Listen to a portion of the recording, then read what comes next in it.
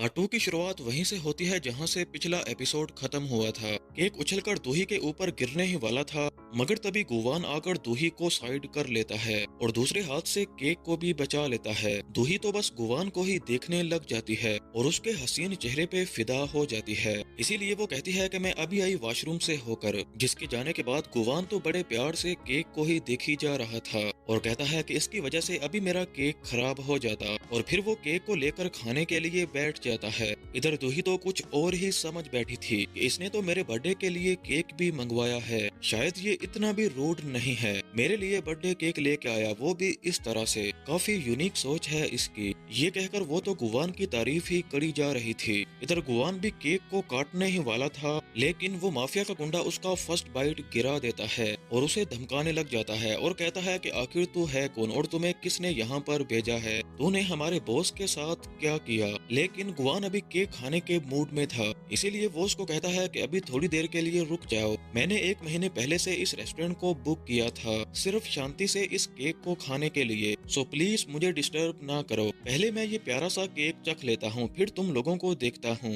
ये कहकर वो दूसरी बाइट खाने जाता है, मगर वो गुंडा उसे भी गिरा कर केक को खराब कर देता है, जिससे गुवान को उन पर बहुत ही ज्यादा गुस्सा आता है। गुवान उनको कहता है कि तुम सब गंदी नाली के कीड़े हो। ये सुनकर वो गुंडा अपने गुंडों को कहता है कि इसको मारो। पहला गुंडा उसको हथियार निकाल कर मारने जाता है, मगर गुवान उसको न्यूज़पेपर में बंद कर देता है। अचानक उस बंदे को गायब देखकर सब लोग शॉक हो जाते हैं और जब न्यूज़पेपर में उस बंदे की फोटो देखते हैं तो ये लोग और भी ज्यादा डर जाते हैं और पूछते हैं कि आखिर तुम हो कौन। अब दूसरा बंदा अटैक करने जाता है तो गुवान उसको भी पेपर में गायब कर देता है और उसकी भी पेपर में फोटो आ जाती है, मगर फिर सभी गुंडे उसको मारने जाते हैं तो गुवान उस पेपर को फोल्ड करके सबके सरों पर मारने लग जाता है, जिससे वो सभी एक एक करके गायब होने लगते हैं, जिससे उन गुंडों का बॉस तो बहुत ही ज्यादा डर जाता है और आखिर में गुवान उन सभी को पेपर के अंदर ही खींच लेता है। वहीं इधर दूही तो गुवान को सोचकर ब्लश कर रही थी, इसीलिए वो जल्दी से अपना टचअप करके बाहर आने लगती है, लेकिन गुवान तो अपने केक के बारे में सोचकर बहुत ही ज्यादा गुस्सा था।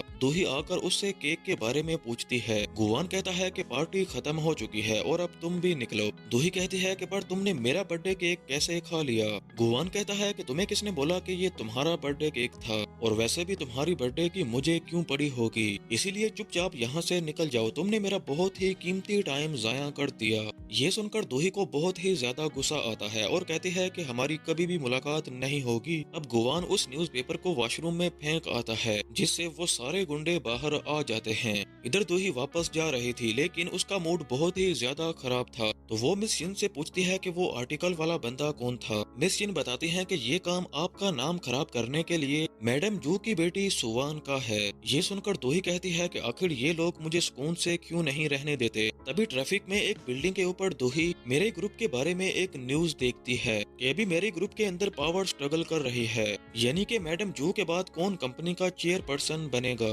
इसको लेकर कंपनी के ओनर्स के बीच फाइट शुरू हो चुकी है। इससे फ्लैशबैक शुरू होता है मेरे ग्रुप के बारे में, जिसे एस्टेब्लिश किया था मैडम जू ने, जिनके 2 बच्चे हैं, बड़ा बेटा नौसुख जिसे मैडम जू मेरे ग्रुप संभालने के काबिल नहीं मानती, दूसरी छोटी बेटी सुवान जिसका हस्बैंड दूसरी कंट्री में रहता है, क्योंकि सुवान को बचपन से ही पेरिस में रहने का बहुत मन था। सुवान के ट्विंस बच्चे हैं, ऑस्टिन और जस्टिन, और नौसुख का एक बेटा है। वहीं मैडम जू का एक भाई भी है, जिसका एक बेटा जूसियुक भी इसी कंपनी का ओनर बनना चाहता है, क्योंकि वो भी मैडम जू की छोटी मोटी कंपनीज को संभालता है। और आखिर में मैडम जू को जिस पर सबसे ज्यादा भरोसा है वो है हमारी दूही, जिसे मैडम जू ने आज से 17 साल पहले अडॉप्ट किया था। तब से वो मैडम जू के लिए सबसे ज्यादा इम्पोर्टेंट है। उन्होंने अभी तक सिर्फ दूही को ही अपना सारा काम संभालने की परमिशन दी है, जिस वजह से मैडम जू के बच्चों को वो बिल्कुल भी पसंद नहीं है, मगर मैडम जू के रहते वो उसे कुछ भी नहीं कह पाते। मगर दूही ये सब अच्छे से जानती है कि वो इन सब के लिए एक वायरस की तरह है, मगर मैडम जू दूही के बिना कोई भी काम नहीं करती। इधर यहाँ पर दूही को एक अननोन नंबर से कॉल आती है, जिसका नाम था तीजुन, जो मेरे ग्रुप कंपनी का फाइनेंशियल हेड था। वो दूही को बताता है कि मेरे पास कुछ ऐसी इन्फॉर्मेशन है जिससे आप मेरे ग्रुप की चेयरमैन बन सकती हैं। मगर तेजुन वो उसको ये बात फोन पर नहीं बताते। वो कहते हैं कि अगर तुम्हें इस बारे में जानना है तो बाद में मुझे कांटेक्ट करना। दूही इससे पहले उससे कुछ पूछ पाती वो कॉल काट देता है। मगर दूही को इस पावर स्ट्रगल में कोई भी इंटरेस्ट नहीं था, इसीलिए दूही मिस शिन को कहती है कि अब ये लोग मुझे भी अपने इस काम का हिस्सा बनाना चाहते हैं। तभी दूही को मैडम जू का मैसेज आता है जिसमें वो कहती हैं कि लगता है कि मेरा टाइम आ गया है, फिर मिलेंगे एक आराम वाली जन्नत में। ये देखकर दूही काफी घबरा जाती है, इसीलिए वो जल्दी से हॉस्पिटल आ जाती है जहां वो मैडम जू को देखकर बहुत ही ज्यादा रोने लग जाती है क्योंकि उसे लग रहा था कि मैडम जू अब नहीं रही। लेकिन मैडम जू अपनी आंखें खोलती हैं और कहती हैं कि अबे बस करो, मैं बस सो रही थी। ये सुनकर दूही को थोड़ा सा सुकून मिलता है, लेकिन वो उनके इस मजाक से यहाँ से जाने लगती है। मगर मैडम जू उसको वापस बुलाती है और दूही तो उन पर गुस्सा होने लग जाती है। ये सुनकर मैडम जू कहती है कि क्या तुम्हें लगता है कि मैं कभी नहीं मरूंगी? इस पर दूही कहती है कि गॉड झूठे लोगों को हेवन में नहीं आने देते। मैडम जू कहती है कि इसीलिए तो अब मैं अच्छे काम करती हूँ, याद से हर हफ्ते बहुत सारे पैसे डोनेट करती हूँ, जरूरतमंद लोगों की हेल्प करती हूँ, इसीलिए गॉड मुझे हेवन में एंट्री दे ही देंगे। अब दूही उनको कहती है कि अपना ये मजाक अब बंद करें। तो मैडम जू कहती है कि एक सरप्राइज है तुम्हारे लिए, और वो सरप्राइज एक बर्थडे केक होता है। दूही कहती है कि आपको पता है ना कि मैं बर्थडे नहीं मनाती। मैडम जू कहती है कि इसीलिए तो मैं ये केक लेके आई हूँ ताकि मैं तुम्हारे साथ इन अच्छे पलों को याद रख सकूं, क्योंकि मेरे मरने की उम्र तो हो ही चुकी है। वैसे मेरे मरने के बारे में सुनकर तुम्हें कैसा फील हुआ? दूही कहती है कि ये सब किसी हॉरर मूवी से कम नहीं था।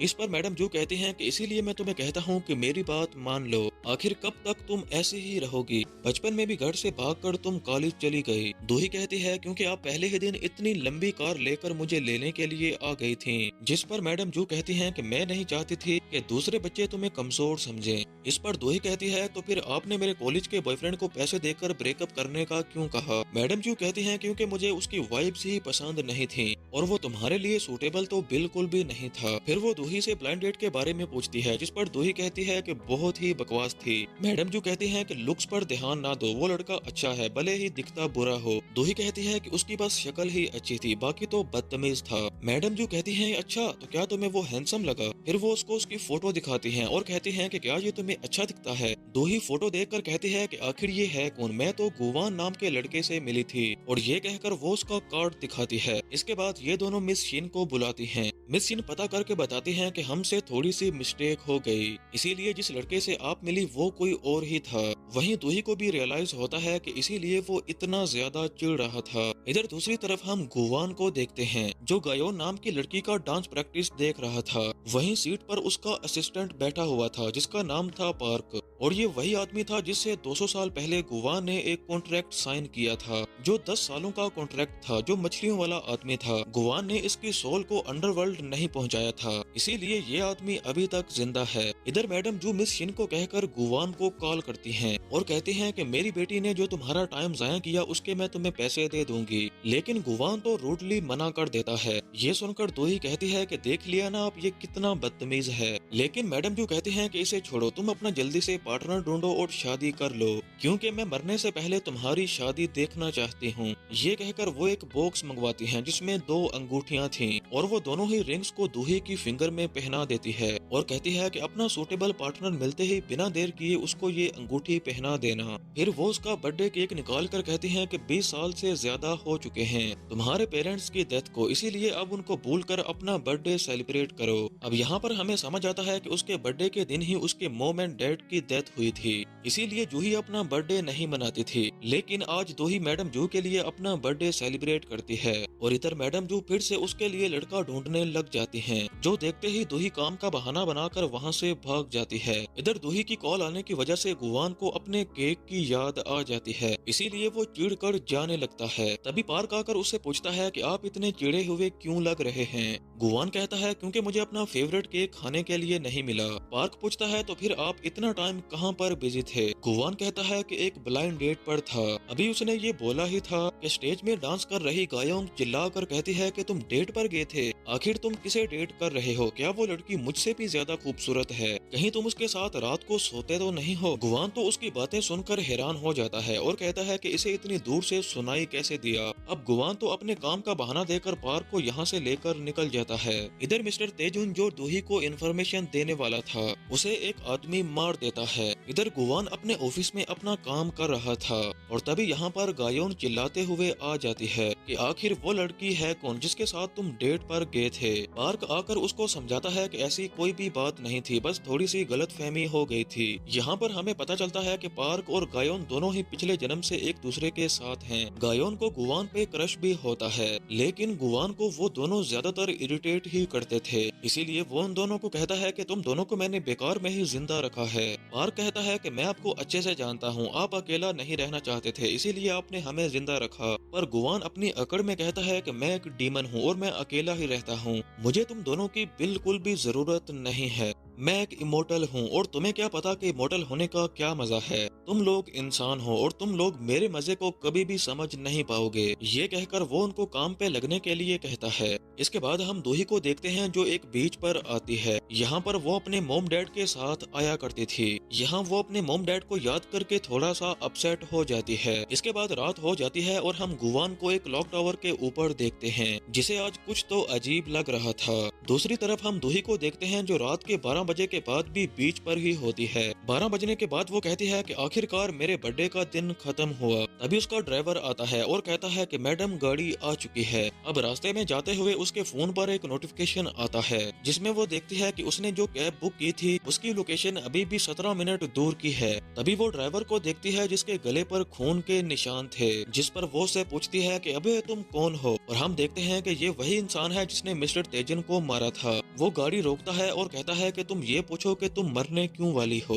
इसके बाद वो उसको क्लोरोफॉर्म सुंघाकर बेहोश करने लग जाता है। इस बीच वो उसको बताता है कि तुम्हारी मौत की वजह मैडम जू है और तभी वो उसको बेहोश कर देता है। मगर ये तो दूही ने बेहोश होने का नाटक किया था। इसके बाद वो उस आदमी को कार से धक्का देती है और भाग जाती है। इधर क्लॉक टावर के ऊपर से गुवान अपने शिकार को ढूंढ रहा था जिसकी कोई विश हो या फिर उसको किसी तरह की हेल्प चाहिए। तभी उसकी नजर दूही पर पड़ती है। वो उसकी तरफ इशारा करता है और कहता है कि मिल गया शिकार। दूही भागते हुए जा रही थी मगर तभी उसके सामने गुवान आ जाता है जिसे देखकर दूही हैरान होती है और उसके माइंड में यही था कि आखिर ये मुझे बचाने आ रहा है या फिर मुझे मारने आ रहा है। उसे शक भी हो रहा था कि कहीं ये किलर और ये आदमी साथ में मिले तो नहीं, पर जो भी हो वो गुवान की तरफ भाग के जाती है। वो उसे हेल्प करने के लिए कहती है मगर गुवान कहता है कि इससे पहले तुम्हें मेरे साथ एक डील करनी होगी। दूही कहती है कि प्लीज अभी सबका टाइम नहीं है। गुवान कहता है कि ठीक है फिर तुम देख लो, मैं जा रहा हूँ। दूही उसे रोकती है और डील के लिए मान जाती है। गुवान कहता है कि वैसे तो मैं कॉन्ट्रैक्ट साइन करवाने से पहले किसी की हेल्प नहीं करता, पर इस आदमी को देखकर मेरे हाथों में खुजली हो रही है, इसीलिए गुवान उस गुंडे को मारने जाता है। और इधर मौका देखकर दूही भी कार के पास चली जाती है। वो कार को स्टार्ट करके यहाँ से जा ही रही थी कि तभी गुवान उस किलर को कार के ऊपर फेंकता है। इससे दूही बहुत ही ज्यादा डर जाती है। गुवान उसकी तरफ आ रहा था और उसकी आंखें फुल रेड हो चुकी थीं और ये देखकर दूही घबराकर कार से निकल जाती है और ब्रिज के पास जाकर छुप जाती है। अब गुवान उसके पास आता है और कहता है कि तुम्हें हमारी डील तो याद है ना। दूही जैसे ही उसके हाथ में अपना हाथ देती है, गुवान के हाथ में जो क्रॉस का निशान था वो ग्लो करने लग जाता है। दोनों एक दूसरे को देख रहे होते हैं कि तभी इतने में वो किलर कार को बहुत तेजी से उनकी तरफ ला रहा था, जिसे देखकर दूही तो बहुत ही ज्यादा डर जाती है। मगर गुवान उस कार को देखकर एक चुटकी मारता है, लेकिन उसकी पावर्स काम नहीं करती। दूही का हाथ भी डर के मारे छूट जाता है और वो नीचे गिरने लग जाती है, लेकिन गुवान भी उसके साथ ही कूद जाता है। पानी में गिरने के बाद गुवान बेहोश हो जाता है और वो नीचे डूबता ही जा रहा था।